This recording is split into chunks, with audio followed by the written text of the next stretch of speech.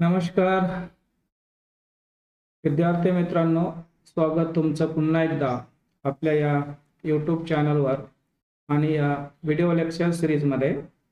आजपासून आपण अर्थशास्त्राचे काही lesson BA second year sem 4च्या विद्यार्थ्यांसाठी शिकवण्याचा प्रयत्न करणार आहोत. तर आजचं हे जे इकॉनॉमीचं युनिट फर्स्ट मधला फर्स्ट पॉइंट फर्स्ट आहे, कमर्शियल बँक्स.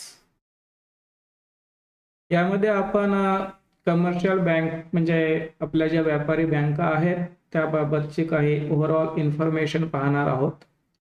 इन्फॉर्मेशन ओव्हरऑल यासाठी की जनरलमध्ये थोडंसं बॅकग्राऊंड आपल्याला पाहायचं आहे या बँकेचं, आणि यानंतर या बँकेच्या कार्य डिटेल्समध्ये 1.2 मध्ये असणार आहेत. तर यामध्ये bank meaning, definition and types म्हणजे बँकेचा अर्थ काय, बँकेची व्याख्या काय आणि बँकेचे प्रकार काय, एवढंच 1.1 मध्ये आहे.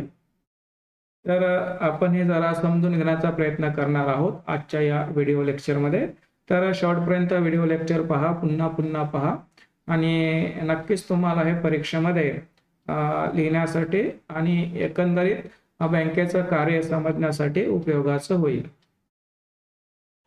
तर सुरुवातीला आपण पाहणार आहोत डेफिनेशन ऑफ बँक्स म्हणजे बँकेची व्याख्या.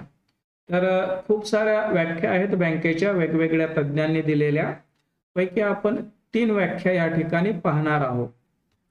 तर जनरलमध्ये बँक ही अशी एक संस्था आहे ज्या ठिकाणी ठेवीदार आपले पैसे जमा करतात, म्हणजे ती संस्था पैसे स्वीकारते आणि ज्यांनी पैसे जमा केले त्यांनी मागितल्यानंतर ही संस्था त्यांना ते वापस देते.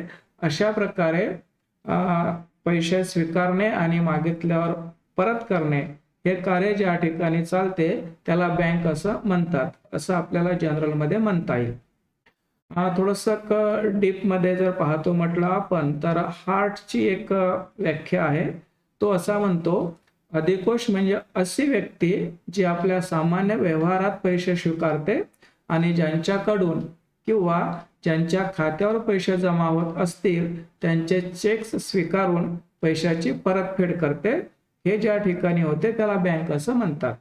आता या ठिकाणी हा असा म्हणतो की बँक अशी एक व्यक्ती आहे. पुन्हा बँक आपल्याला व्यक्तीपेक्षा संस्था असंच म्हणता येईल की ज्या ठिकाणी पैशाचे देवाणघेवाणीचे व्यवहार होतात, म्हणजे पैसे स्वीकारले जातात आणि पैसे वापस केले जातात चेकच्या स्वरूपातून किंवा इतर कोणत्या स्वरूपातून, त्याला बँक असं म्हणता येईल. तसं पाहिलं तर बँकला मराठीमध्ये अधिकोष म्हणतात, पण अधिकोष हा शब्द आता शक्यतो कोणी वापरत नाही.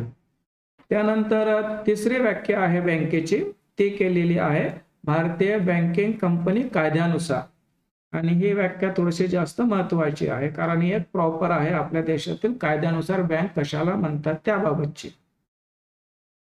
तर यानुसार कर्ज देण्यासाठी किंवा गुंतवणूक करण्यासाठी लोकांच्या पैशाच्या ठेवी स्वीकारणे, त्या ठेवी मागणी करताच किंवा अन्यथा शोधन करणे किंवा त्या ठेवी चेक्स, ड्राफ्ट किंवा इतर मार्गाने ठेवीदारास किंवा त्यांच्या आदेशानुसार इतरांना परत करणे इत्यादी कार्य करणारी संस्था म्हणजेच बँक होय.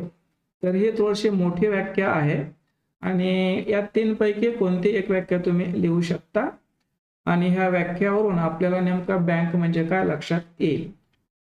तर जनरलमध्ये बँक म्हणजे काय, बँकेमध्ये कोणकोणते वैशिष्ट्य आहे या व्याख्यावरून आपण आता ते पाहू. तर बँक ही एक संस्था आहे की जी जनतेकडून ठेवी स्वीकारते, जनतेला कर्ज देते, पैशाची गुंतवणूक करते,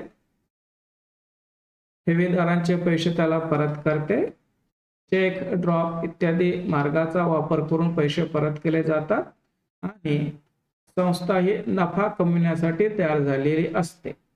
तर बँकेमध्ये हे एवढे वैशिष्ट्य येतात.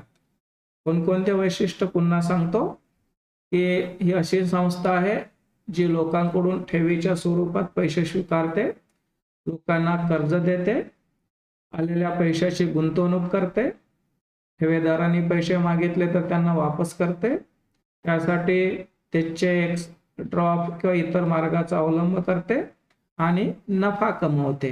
हे सगळे वैशिष्ट्य ज्या संस्थेमध्ये आहे त्या संस्थेला आपल्याला बँक असं म्हणता येईल. बँकेचा पूर्व इतिहासही पाहणे गरजेचं आहे.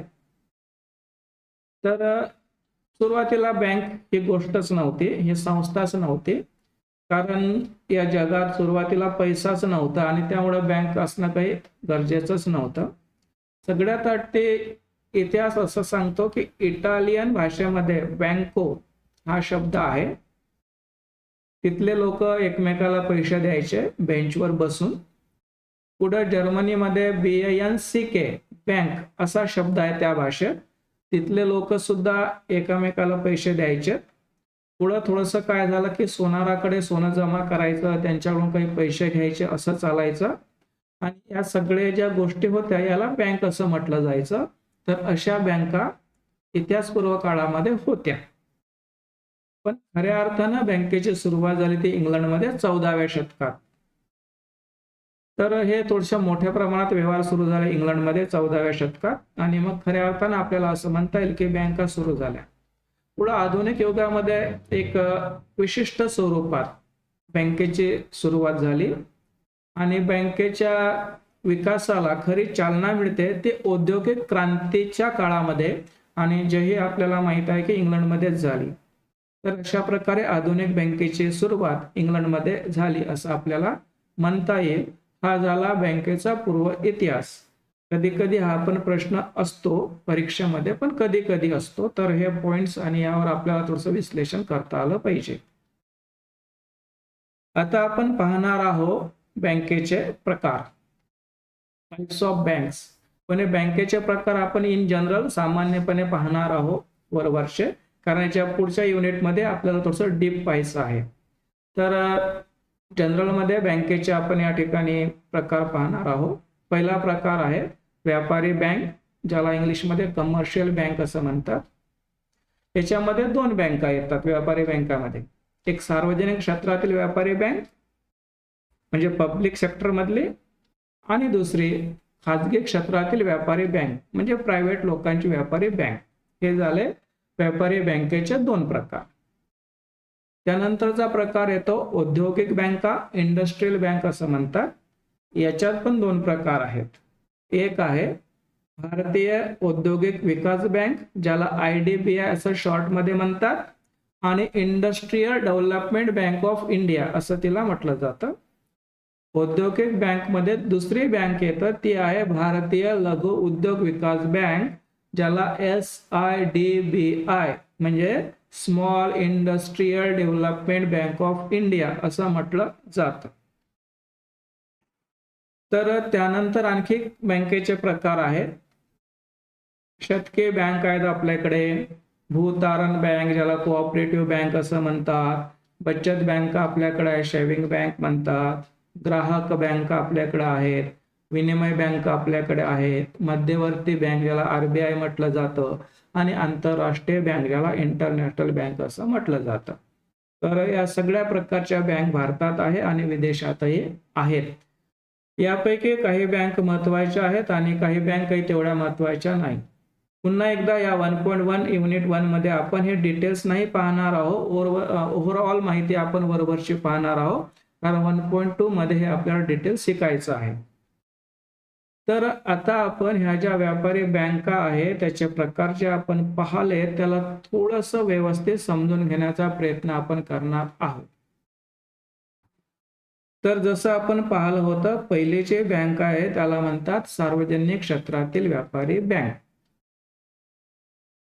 जी व्यापारी बँक या प्रकारातील पहिली बँक सार्वजनिक क्षेत्रातील व्यापारी बँक म्हणजे पब्लिक सेक्टर मधली, सोप्या भाषेत सरकारी व्यापारी बँक असं म्हटलं तरी चालेल. आपल्या देशामध्ये अशा प्रकारचे सार्वजनिक व्यापारी बँक नव्हती. या देशात सगळ्यात आधी आणि सगळ्यात जुनी जी बँक होती ती म्हणजे इम्पिरियल बँक, आणि हे प्रायव्हेट होते, खाजगी लोकांची होती. स्वातंत्र्यानंतर या बँकेचं सरकारनं राष्ट्रीयकरण केलं, केंद्र सरकारनं 1 मे 1955 ला. आणि मग हे एम्पिरियल बँक झाली SBI, म्हणजे स्टेट बँक ऑफ इंडिया. तर स्टेट बँक ऑफ इंडिया ही मुळात इम्पेरियल बँक, आणि तेव्हा ती प्रायव्हेट आणि व्यापारी बँक होती. सरकारनं तिला ताब्यात घेतलं आणि तिचं नाव झालं SBI. म्हणून आपल्याला असं म्हणता येईल, भारतातील पहिली सार्वजनिक व्यापारी बँक म्हणजे SBI, state bank of India. तर आणखी खूप साऱ्या बँक या देशामध्ये होत्या, पण प्रायव्हेट लोकांच्या होत्या. त्यानंतर काय झालं, सरकारनं 19 जुलै 1969 ला या देशातील 14 प्रायव्हेट व्यापारी बँकेचं राष्ट्रीयकरण केलं. म्हणजे सरकारनं त्या बँकेवर अधिकार स्थापन केला, म्हणजे ताब्यात घेतल्या असे आपल्याला म्हणता येईल. तर आता आपण असं म्हणू शकतो की या काळापर्यंत भारतात 27 बँक होत्या, ज्यांना आपण सार्वजनिक क्षेत्रातील व्यापारी बँक असं म्हणू, की ज्या आधी प्रायव्हेट होत्या. आता ह्या ज्या सार्वजनिक क्षेत्रातील व्यापारी बँक आहे त्यांच्यावर मालकी कोणाची, तर साहजिकच भारत सरकारची. यामध्ये सगळ्यात महत्वाचे बँक कोणते, SBI, CBI, त्याच्यानंतर महाराष्ट्र बँक आणि अशा खूप साऱ्या बँक आहे. जवळपास 27 बँक आपल्या देशात, ज्यांना आपण सार्वजनिक क्षेत्रातील व्यापारी बँक म्हणू शकतो. तर ह्या झाल्या सार्वजनिक क्षेत्रातील व्यापारी बँक आणि त्याबद्दलची थोडक्यात माहिती. आता आणखी एक प्रकार येतो व्यापारी बँकेचा, तो म्हणजे खाजगी क्षेत्रातील व्यापारी बँक, ज्या पूर्णपणे प्रायव्हेट लोकांच्या आहेत. या बँकेचा विकास भारतामध्ये 1991 नंतरच्या काळात सुरू झाला. त्याच्या आधी तर या प्रायव्हेट बँक सरकारनं ताब्यात घेणं सुरू केलं होतं, आणि म्हणून दरम्यानच्या काळात खाजगी क्षेत्रातील व्यापारी बँकेचा विकास भारतामध्ये झाला नव्हता. तर खऱ्या अर्थानं भारतात खाजगी क्षेत्रातील सार्वजनिक बँकेचा विकास 1991 या कालावधीत सुरू झाला. यामध्ये काही खूप मोठ्या बँका आहेत, काही महत्वाच्या बँका आहेत. सगळ्यात महत्वाची बँक आहे ते ॲक्सिस बँक. ही खाजगी लोकांची भारतातील व्यापारी बँक आहे. त्यानंतर ICICI ही पण मोठी बँक आहे. त्यानंतर HDFC ही पण मोठी बँक आहे. तर ह्या मोठ्या बँक भारतातील खाजगी क्षेत्रातील व्यापारी बँक, म्हणजे प्रायव्हेट लोकांच्या बँक्स आहेत. सरकारचं याच्यावर नियंत्रण नसेल किंवा मालकी नसेल. 1993 ते 2013 या कालावधीमध्ये भारतात खाजगी क्षेत्रातील व्यापारी बँकांची संख्या होती 12. आजच्या वेळेला भारतात खाजगी क्षेत्रातील व्यापारी बँकेची संख्या आहे 10. कारण या 12 पैकी काही बँक एकामेकात विलीन केल्या, आणि म्हणून सध्या ज्या खास महत्वाच्या व्यापारी खाजगी क्षेत्रातील बँका आहेत त्या आहेत 10 भारतामध्ये. त्यानंतर आपण पाहू औद्योगिक बँका, ज्यांना म्हणतात इंडस्ट्रियल बँक. भारतात भारतीय औद्योगिक विकास बँक, जिला IDBI म्हणजेच industrial development bank of India असं म्हणतात, जिची स्थापना 1964 साली झाली. तर या बँकेवर केंद्र सरकारचं नियंत्रण आहे, म्हणजे ती सरकारी बँक आहे. पण औद्योगिक बँक याच्यासाठी आहे की ती फक्त मोठ्या मोठ्या उद्योगांना कर्ज देण्यासाठी स्थापन केलेली आहे. काही कोटी रुपये कर्ज उद्योगधंद्यांना लागतं, आणि हे सगळं कर्ज पुरवण्यासाठी ही स्पेशली बँक सरकारनं स्थापन केली 1964. उद्योगधंदे, इंडस्ट्री, मोठ्या मोठ्या कंपन्या यांच्या कर्जाची व्यवस्था करण्यासाठी, त्यांना कर्ज उपलब्ध करून देण्यासाठी, दीर्घ मुदतीचे असेल, त्यानंतर लघु मुदतीचं असेल, विशिष्ट व्याजदर असेल आणि इतर गोष्टीची त्यांना मदत करण्यासाठी, जेणेकरून देशाचा औद्योगिक विकास व्हावा, यासाठी सरकारनं या बँकेची स्थापना 1964ला केली. पुन्हा एकदा या बँकेचं कार्य काय? मोठ्या मोठ्या उद्योगांना खूप मोठे मोठे कर्ज पुरविणे, जेणेकरून देशामध्ये उद्योगधंद्याचा विकास होईल. औद्योगिक बँकेमध्ये दुसरी एक बँक येतं, ती आहे भारतीय लघु उद्योग विकास बँक, ज्याला SIDBI असं म्हणतात. याच्यात शब्दच आहे लघु, म्हणजे जे थोडेसे छोटे उद्योग आहेत त्या उद्योगधंद्यांना कर्ज पुरवठा करण्यासाठी, कच्चा माल विकत घेण्यासाठी, नवीन उद्योग लावण्यासाठी, उद्योगाचा विकास करण्यासाठी देशामध्ये कर्जाची उपलब्धता व्हावी, यासाठी ही बँक सरकारनं एप्रिल 1990ला सुरू केली. साहजिकच ही पण एक सरकारचीच बँक आहे. हिचं कार्य काय?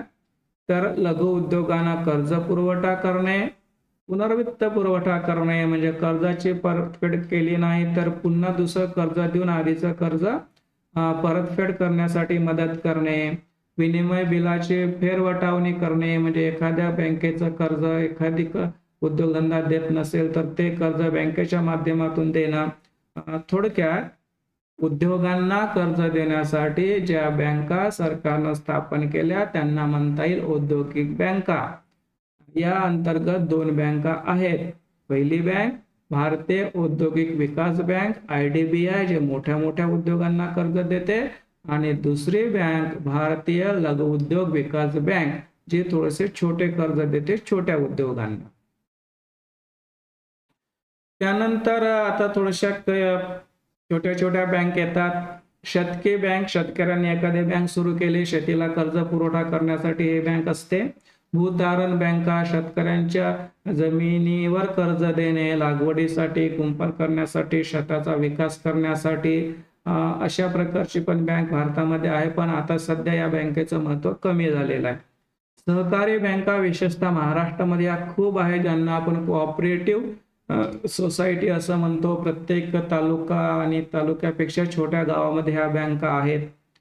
सहकारी बँकेचा खूप मोठा वाटा या देशामध्ये आहे आणि याची सुरुवात झाली होती 1904 पासून. एका सहकारी पतपेढी कायद्यानुसार ह्या बँका सुरू झाल्या. तर ह्या सगळ्या प्रायव्हेट बँका आहेत. सहकारी बँक लोक एकत्र येऊन एक समूह करतात आणि एक बँक सुरू करतात, तिला सहकारी बँक असं म्हणतात. बचत बँका पण खूप आहे, छोट्या मोठ्या पतसंस्था आहे. ग्राहक बँका पण आपल्या देशामध्ये आहेत, प्रायव्हेट लोकांनी सुरू केलेल्या छोट्या छोट्या बँका. ह्या सगळ्या छोट्या बँक आपल्या देशामध्ये कार्यरत आहेत.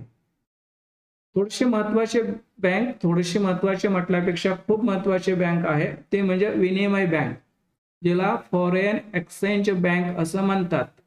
बहुधा हे खाजगीमध्येच असते. आता फॉरेन एक्सचेंज बँक म्हणजे असे बँक की ज्या ठिकाणी वेगवेगळ्या देशातील चलन एकमेकाला कन्वर्ट करून दिलं जातं. फॉर एक्झाम्पल, अमेरिकेचा पैसा भारतीयांना पाहिजे असेल तर ते भारताच्या रुपयात द्यायचा. अमेरिकेवाल्यांना पैसा पाहिजे इंडियन करन्सी तर त्यांना इंडियन करन्सी द्यायची, त्यांचे पैसे घेऊन घ्यायचे. म्हणजे एका देशाच्या चलनाच्या मोबदल्यात त्या देशाला किंवा एखाद्या व्यक्तीला दुसऱ्या देशाचे चलन उपलब्ध करून देणे, यासाठी ज्या स्पेशली बँका असतात त्यांना म्हणतात विनिमय बँका, foreign exchange bank. Export import व्यवहार होतो. फॉर एक्झाम्पल, आपण जर चायनाकडून माल आणला तर त्यांना चायनीज रुपयामध्ये पेमेंट करावं लागेल. मग ही बँक काय करेल की आपल्याकडून भारतीय रुपये घेणार आणि त्याच्या बदल्यात त्यांना चायनीज येन देणार. किंवा आपण अमेरिकेतून काही माल आणला तर आपण त्या बँकेमध्ये आपले भारतीय रुपये देणार आणि ते बँक मग त्या अमेरिकेवाल्यांना डॉलर देणार. अशा प्रकारे सोप्या शब्दात सांगायचं असेल तर पैसे बदलवून देणे एकमेकाच्या देशाच्या चलनात, हे व्यवहार ज्या ठिकाणी चालतात त्याला विनिमय बँका असं म्हणतात. आणि बहुधा ह्या सगळ्या प्रायव्हेट बँका आहेत आणि आपल्या ज्या व्यापारी बँका आहेत सरकारच्या वगैरे, त्याही हे काम करू शकते, म्हणजे विनिमय बँकेचं काम हे करू शकते. तर हे झाले विनिमय बँक. मग मध्यवर्ती बँक, प्रत्येक देशाची एक मुख्य बँक असते, तिला मध्यवर्ती बँक असं म्हणतात. ती सरकारची बँक असते आणि देशातील सगळ्या बँकेवरती नियंत्रण ठेवते. देशामध्ये मध्यवर्ती बँक आहे RBI. RBIचा सखोल अभ्यास आपल्याला पुढे करता येईल. या लेसन मध्ये फक्त आपण थोडीशी माहिती मिळवणार आहोत. तर रिझर्व्ह बँक ऑफ इंडियाची स्थापना 1 एप्रिल 1935 ला झाली होती, म्हणजे स्वातंत्र्याच्या आधी इंग्रजांनी केली होती. भारताला स्वातंत्र्य मिळालं आणि ही पण बँक प्रायव्हेटच होती बरं. रिझर्व्ह बँक भारतातील जी सुरू झाली होती 1 एप्रिल 1935 ला. तर स्वातंत्र्यानंतर 1 जानेवारी 1949 ला भारत सरकारनं RBIचं राष्ट्रीयकरण केलं, म्हणजे तिला देशाच्या ताब्यात घेतलं. हिचं कार्य काय की सरकारला वित्तीय सल्ला देणं, चलन निर्मिती करणं, बँकांवर नियंत्रण ठेवणं, सरकारचे हिशोब पाहणं, सरकारचे पैसे जमा करणं, सरकारसाठी खर्च करणं आणि आणखी खूप सारे कार्य आहेत, पण ते आपण एका स्पेशल टॉपिक मध्ये घेणार आहोत. RBIचे कार्य स्पेशली येणार आहे पुढे. आणखी काही महत्त्वाच्या बँक असतात, त्यामध्ये आंतरराष्ट्रीय बँक. जशी आपल्या देशात बँक असते आपल्या देशातील सगळ्या लोकांच्या व्यवहारासाठी, त्याचप्रमाणे जगातील सगळ्या देशांच्या आर्थिक व्यवहारासाठी बँक असते, तिला म्हणतात आंतरराष्ट्रीय बँक, इंटरनॅशनल बँक. तर या ठिकाणी विनिमय बँकेचं चित्र तुम्हाला दिसून राहिलं. हे एक बँक आहे आणि त्याच्या आजूबाजूला वेगवेगळ्या देशाचे चलन दिलेले आहे, म्हणजे वेगवेगळ्या देशाचे चलन कन्वर्ट करून ज्या ठिकाणी दिले जाते तिला म्हणतात विनिमय बँक. ते RBIचा लोगो आहे. RBIचं मुख्यालय मुंबईला आहे आणि हे द वर्ल्ड बँक, सगळ्या जगाची बँक. या बँकेचे सदस्य या जगातील देश असतात आणि देशादेशामध्ये पैशाचं देवाणघेवाण करणे, एखाद्या देशाला कर्ज देणे, एखाद्या देशाला इतर मार्गदर्शन करणे, हे कार्य आंतरराष्ट्रीय बँक करत असते. आंतरराष्ट्रीय बँक किंवा जागतिक बँकला WB म्हणतात. त्यानंतर आंतरराष्ट्रीय नाणेनिधी पण आहे, IMF, ही पण वेगवेगळ्या देशांना पैसे देते, कर्ज देते, वित्तीय सल्ला देते. त्यानंतर आंतरराष्ट्रीय पतपुरवठा मंडळ पण आहे जगामध्ये आणि आंतरराष्ट्रीय विकास संस्था ह्या पण आहे. या सगळ्यांना आपल्याला म्हणता येते आंतरराष्ट्रीय बँका. कोणत्या? WB, त्यानंतर IMF आणि त्यानंतर आंतरराष्ट्रीय विकास संस्था. तर ही झाली माहिती विनिमय बँका, मध्यवर्ती बँका आणि आंतरराष्ट्रीय बँकाची. तर आपण या ठिकाणी 1.1 डिस्कस केलं की ज्यामध्ये बँका म्हणजे काय, त्याची व्याख्या काय आणि किती प्रकारच्या बँक असतात, म्हणजे बँकेचे प्रकार, एवढा आपण पाहिलं. या पुढच्या व्हिडिओ लेक्चरमध्ये आपण 1.2 शिकण्याचा प्रयत्न करणार आहोत की ज्यामध्ये फंक्शन्स ऑफ कमर्शियल बँक, म्हणजे व्यापारी बँकेचे कार्य सविस्तरपणे आपण अभ्यासणार आहोत यानंतरच्या व्हिडिओ लेक्चरमध्ये. तर हा जो टॉपिक आहे बँक आणि तिचे प्रकार, आपण या ठिकाणी थोडंसं समजून घेण्याचा प्रयत्न केला. हा प्रयत्न जर तुम्हाला आवडला असेल आणि तुम्हाला तो फायद्याचा वाटत असेल, उपयुक्त वाटत असेल, तर व्हिडिओला लाईक करा, मित्रांमध्ये शेअर करा, पुन्हा पुन्हा पहा. तुमचे काही सजेशन्स असतील तर कॉमेंट्स बॉक्समध्ये लिहा आणि चॅनलला सबस्क्राईब करा. सगळ्यांनी अभ्यास करा, पुन्हा पुन्हा वाचा, पुन्हा पुन्हा पहा, समजून घ्या, चर्चा करा आणि अभ्यास एन्जॉयही करा. परत एकदा पुन्हा भेटूच. तोपर्यंत नमस्कार. थँक्यू.